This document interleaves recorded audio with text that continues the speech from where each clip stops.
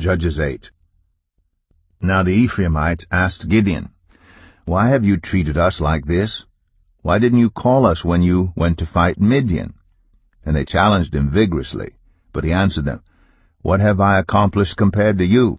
Aren't the gleanings of Ephraim's grapes better than the full grape harvest of Abiezer?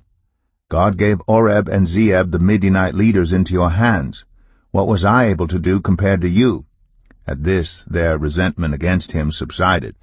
Gideon and his 300 men, exhausted yet keeping up the pursuit, came to the Jordan and crossed it.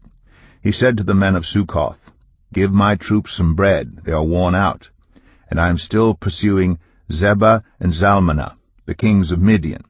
But the officials of Succoth said, "Do you already have the hands of Zebah and Zalmunna in your possession? Why should we give bread to your troops?"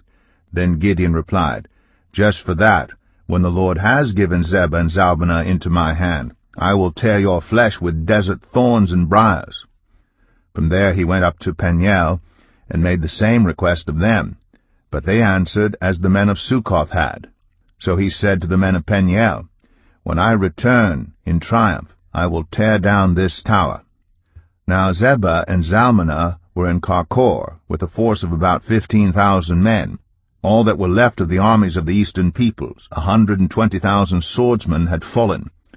Gideon went up by the route of the nomads east of Nobah and Jogbehah, and attacked the unsuspecting army. Zebah and Zalmunna, the 2 kings of Midian, fled, but he pursued them and captured them, routing their entire army. Gideon, son of Joash, then returned from the battle by the pass of Eris. He caught a young man of Succoth and questioned him, and the young man wrote down for him the names of the 77 officials of Succoth, the elders of the town. Then Gideon came and said to the men of Succoth, "Here are Zebah and Zalmunna, about whom you taunted me by saying, 'Do you already have the hands of Zebah and Zalmunna in your possession?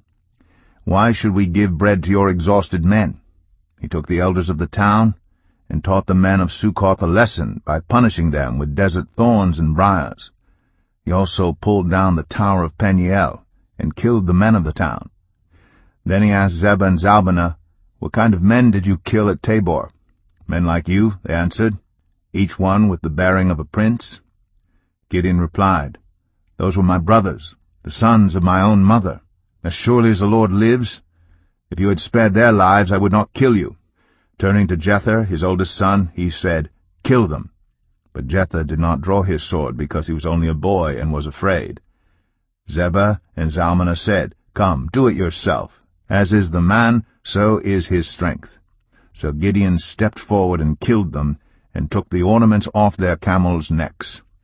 The Israelites said to Gideon, "Rule over us, you, your son, and your grandson, because you have saved us from the hand of Midian." But Gideon told them, "I will not rule over you, nor will my son rule over you. The Lord will rule over you." And he said, "I do have one request, that each of you give me an earring from your share of the plunder." It was the custom of the Ishmaelites to wear gold earrings. They answered, "We'll be glad to give them." So they spread out a garment, and each of them threw a ring from his plunder onto it. The weight of the gold rings he asked for came to 1,700 shekels, not counting the ornaments, the pendants, and the purple garments worn by the kings of Midian, or the chains that were on their camels' necks.